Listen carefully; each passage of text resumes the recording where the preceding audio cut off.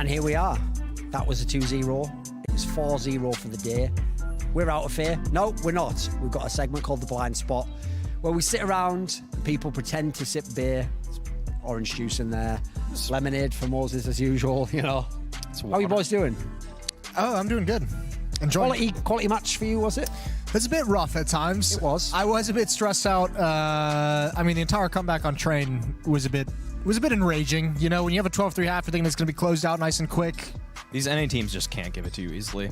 They just have to make it the most excruciating, longest, and heartbreaking comeback. Like, I mean, it's kind of obvious when those things are going to occur with teams like this, because, I mean, this isn't trying to be like a diss against either of these teams, because they're existing in some kind of state that is between a full-blown pug and, like, strong team Counter-Strike. Sure. So you can kind of see when you get deeper into the map pool, onto your trains, onto your overpasses and your nukes, T-side is not fully put together. Like, everyone knows the smokes, everyone kind of knows the idea, but it feels like there's not been enough theory crafting of different situations and different protocols that people can just slip into naturally. So that's when it starts to feel really, really... Spoiler, they're not going to be leaving Wardell for about 5 minutes of these highlights here. Like, he was just spazzing in this one. He's mental, wasn't it? Of dropping the op and going down... Yeah. Like, I know it's just against an eco, but it's like, who's doing that? Who's trying to body people in that fashion? It's like he just wanted to go play Valorant. And when you saw Sub Rosa start taking over with the orb... Yeah, that's just game at that point. I'm 99% confident that was because of his ping. I'm like 90% of the way there where he just said, you know what, like I feel like I'm lagging, my ping is at like, it's because they were pausing because it was spiking up to like 70 or 80, so I think he just picked up the op just to not have to worry about that whatsoever. He's picked it up a few times, but this is actually weirdly the first time I've seen him have pretty decent effect with it, actually. Yeah, he didn't misplay it. It was nice over at the B bomb site for him as well, because you have Wardell just banging him out at the A bomb site with the AWP, and then you have Sub Rosa and Banana, and he's just always getting opening kills as well. So there's nowhere on the map that Chaos really felt comfortable going where they weren't just going to lose the initial contact. And is this not just an indictment of the Chaos team when they've been at their worst? Listen, Phase 1, they were looking straight fire. Phase 2, Steel carries. The rest of them somewhat underwhelm, and they lose the game in unconvincing fashion. We said the story. We all kind of knew what was coming when, as soon as Smooya had to go back to the UK, it was just kind of obvious that the next issue this team was going to have was firepower. Like, I think that was already kind of an issue for the team, even when Smooya was on it, but certainly this one hurt. And it's a shame, too, because we saw on Train that good opening half. Voltage played great. That double up setup between Steel and Voltage was incredible. Oh, yeah. On Train, Voltage actually really came alive. He even had a clutch. On the pistol round, I think it was. He actually just stuck the bomb and FNS couldn't find him. Yeah. Couldn't get him, which is a very Voltage way to clutch it, because every time I've noticed, if he's planting the bomb, he never fake plants. If he's defusing, he never fake diffuses. It's always just a full committal. Good news, no player interview because they're all pussies. So I guess we'll just entertain you, shall we? I mean, God forbid the people we're paying millions of dollars to actually, you know, just at least come on and say 2 words. Go, we tried hard and I think we can win it if Bill and Joe get it together. Shut up. Hold on. So I cancelled the interview. There we go. That's it. Oh, like, Semler's here. Here. Fading into the background, like wearing a black shirt. This is Semler. This isn't the Overwatch League now. You can't just sit at the back and hope no one calls on you. Now Maui. There we go. There we go. Also, why have you now crafted your image to be like one of those like old fat? Like, you're like that devil character from that Rick and Morty episode. Now, what is that? He's gonna give you an item. It's like the old fashioned. Change your life. You're Mephistopheles, basically. Look at this beard you're trying to. Yeah. All I want is your soul. Right now I do feel like my soul has been taken. My soul has been taken watching that game. That's a tough one, especially because I walk outside and I hop on Twitter and I'm like, what's going on? I'm gonna retweet the blind spot, get this stuff moving, and then they're already tweeting like, oh, now time to get the Valorant 10-man going. I'm like, what are you gonna do? And again, some of these players, I mean, you guys should try out Apex Legends. The only game you'll ever be legends in. That's not Listen, bad. someone has to provide some entertainment. So we'll go to a break now, and then we'll come back and continue just insulting people, possibly the players of August. We'll see.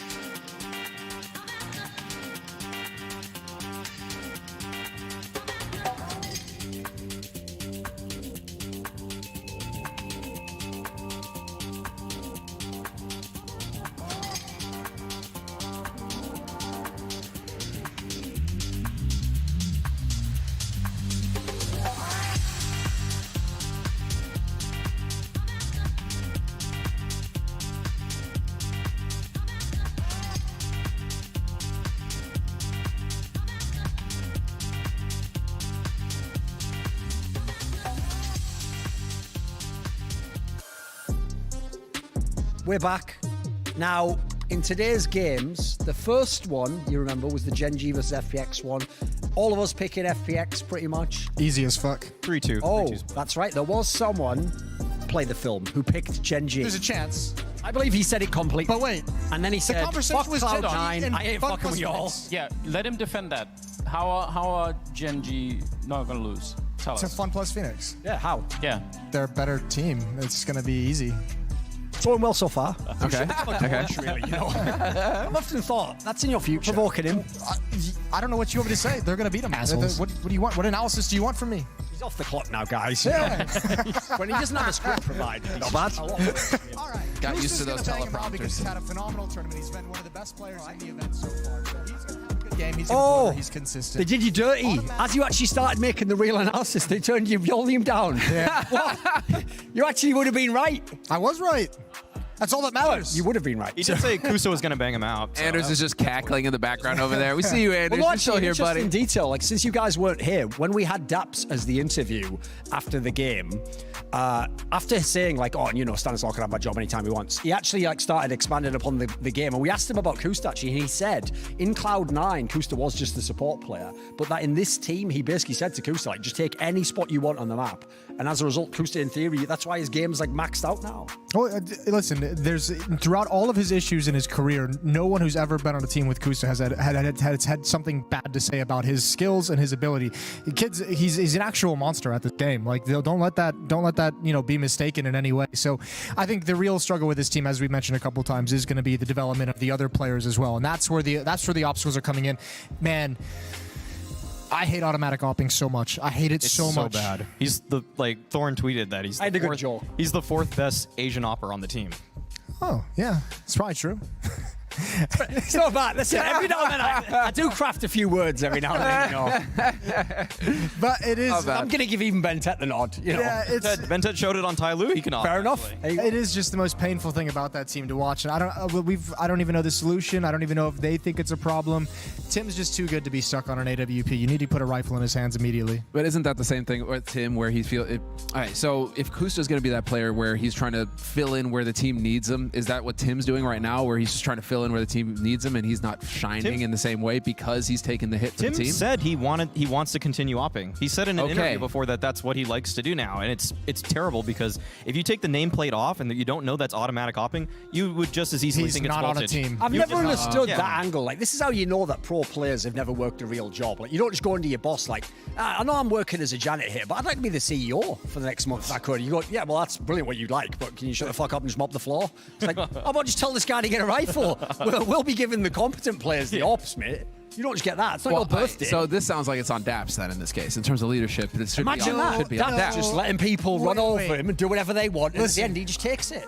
I Never would happen. Never.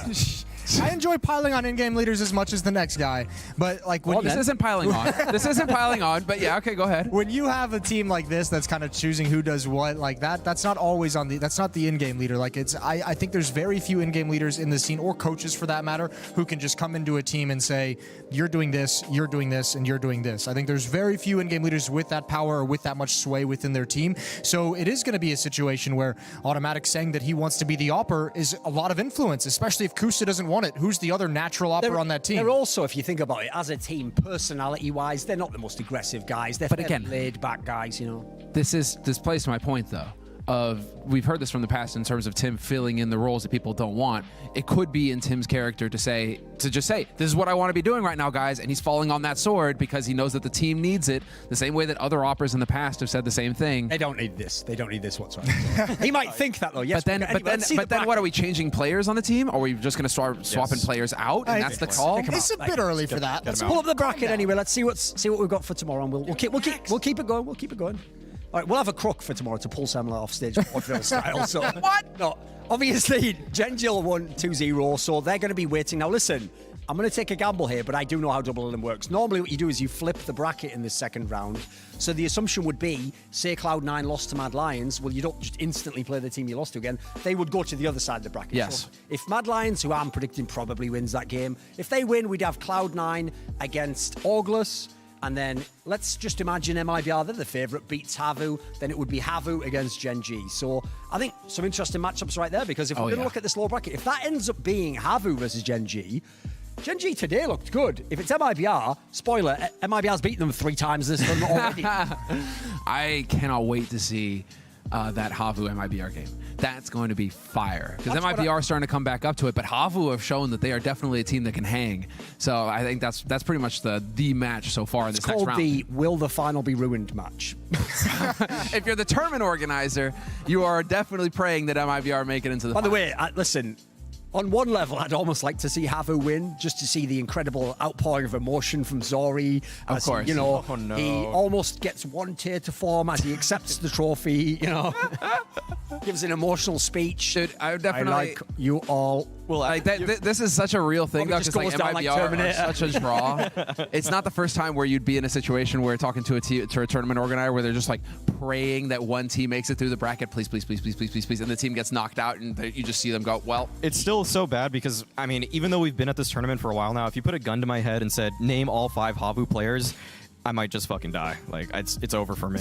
I'm not sure. I do it right now. Let's test it. Yeah, exactly. Oh, okay, all right. You got We are in America, you know. New idea for a segment for Flashpoint. Analyst roulette. Could just do that with the Nerf gun, of course. All right, hit it. Oh, of Ah, course, in a video You're game. giving him a way In a out video here. You're game. giving him a way out here, Duncan. You put yourself in this. Let's hear it.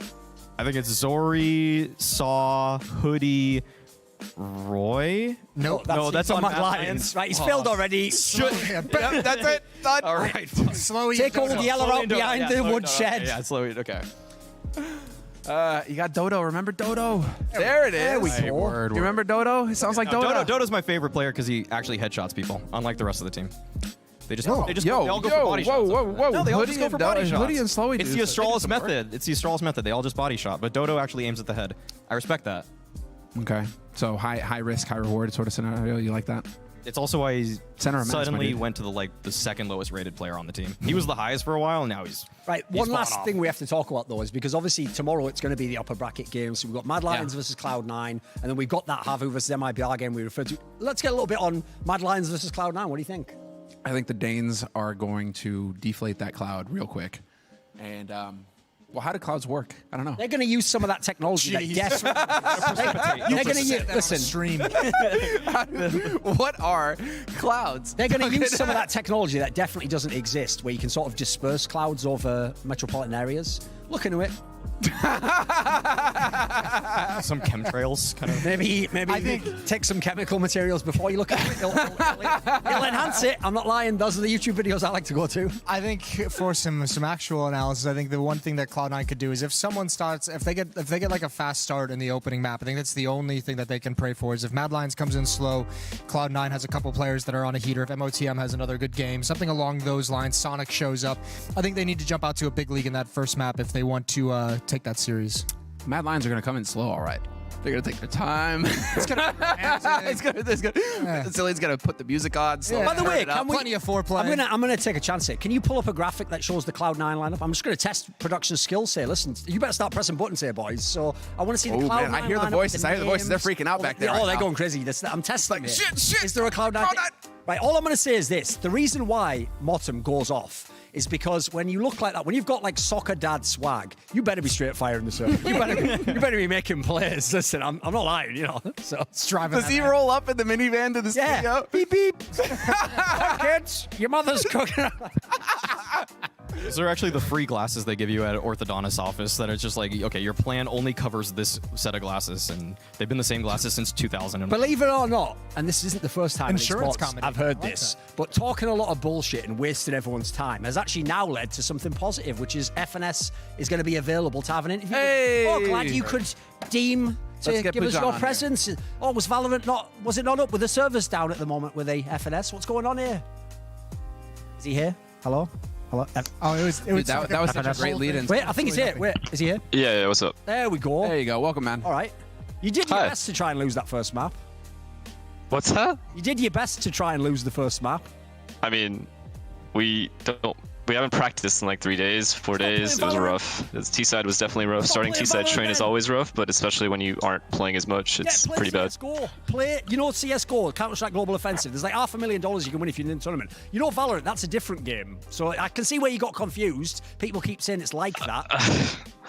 You have to understand from our perspective, the reason we aren't practicing has nothing to do with like we don't want to play just to not play. There's players on this team who've gotten different offers and stuff like that, and for like Valorant, and so they have to decide between one game or the other, and we ultimately decided, okay, well, there's no point in playing if 2 players or 3 players aren't down to play and the other 2 are, and continuing to give everything that we have. So there's a loss of motivation from everybody at that point, and then we had to have a talk about whether we were going to practice a ton, and then we kind of just decided that was probably best to not waste our time. Here's the thing: you realize, FNS, you have just set yourself up that if whoever in the next match loses to you, they can just say, "Wow, can't believe Alice lost to 3 Valorant players." 100%. I mean, it's a huge buffer. Don't get me wrong, but obviously, some of us want to continue playing, but when people get offers like that and they're like exploring those kinds of offers, it's really hard for all 5 players to stay motivated and continue playing. Yeah, no, it's fair enough. And, I'm just going to be straight up, FNS. Thanks so much for being honest with the answer. You could have dodged, you could have gone out, but thanks for the honesty, man, for being straight up with us and giving us the info. Yeah, I mean, of course we're joking around and saying we're just going to go hop into Valorant real quick and just we don't care about this tournament, because we obviously do care, and it's a lot of money and it's a lot of prestige. And if we were to, make it far, we're already like happy with our results now, but if we were to make it far in this tournament, it'd be amazing. But the truth of it is, like, the team isn't all there right now. What is it like working with Wardell? I mean, he's sick in the game. I mean, in real life, he's built like a pit bull, but what's he like? What's he like in the game? He is a beast. He's jacked. Yeah, he's huge. He's an awesome player to work with. Honestly, like, everybody's good to work with. If you're asking about Wardell specifically, he's definitely got an insane amount of talent, and it's just a matter of like putting him in the right spots. I think that's our biggest issue, is like sometimes he's not in the correct spots to have an impact, and then you'll sometimes see him have slow games because he's not in the correct spots, and we'll all die with rifles and he'd be stuck with an op just walking around like pure like Jame basically. But if we put him in the correct spots, then he's able to have a high impact like he did on Inferno. I call him the little teapot because he's short and stout. All right. That's the answer right there. That's the answer. Okay, what about going forwards in the tournament? Like, obviously, you guys will be playing against the loser of Mad Lions versus Cloud9 in the next match. Who do you think you'll play? Who do you want to play? Thoughts in that sense? We kind of came close to beating Cloud9 in the last BO3 that we played them in, and they're looking a little shaky in this tournament, if I'm being honest, and I think they would admit that too. So if anything, we'd love to play Cloud9, especially over Mad Lions, who are looking absolutely insane. But I mean, realistically, we're happy playing anybody, but yeah, I would prefer Cloud9 for sure. All right, any final words? Any parting words? Nah, not really. Thank you guys for doing such a good job with this tournament. Thank you for being loyal to CSGO, unlike some of your teammates. God bless you. Stay safe. Stay safe, FNS. Thanks, man. Hey, here's the thing. On the one hand, I will say, like, they don't have a real org. They didn't know, obviously, what even their future was. We are literally paying you, though, for this tournament. So, like, I could get Daddy's checkbook cut off real fast. Oh, you don't get out of Valorant right now, mate. I'm gonna get that leash, and the Pitbull's gonna heal, boy, heal. I remember always wondering what would happen if Duncan had hiring and firing power somewhere. We're getting it right now, dude. This is just a fever dream, Moses. This isn't real. It's not real. Dude, that it? Have we done Shit everything? on LA hits way harder. Oh, it does, way harder. It hits Just different. give the power. It's like I said yesterday, those blind corrupted. spot interviews hit different. Oh, dude, yeah. They're not expecting it because, we set it up as though it's just like a normal. Come join the boys at the bar. Have a good time. Turns out this is what it is to hang out with CS casters at the bar. But yeah, no, dude, but all right. Straight up, thanks for FNS for being frank with us. I mean, he could have blown smoke up our asses, and instead he was straight up and just said, this is the way it is. And the thing is, you know that they're not the only ones. Chaos, same fucking story that's going on over there. So how are you, if you're getting through it? All right, fair enough.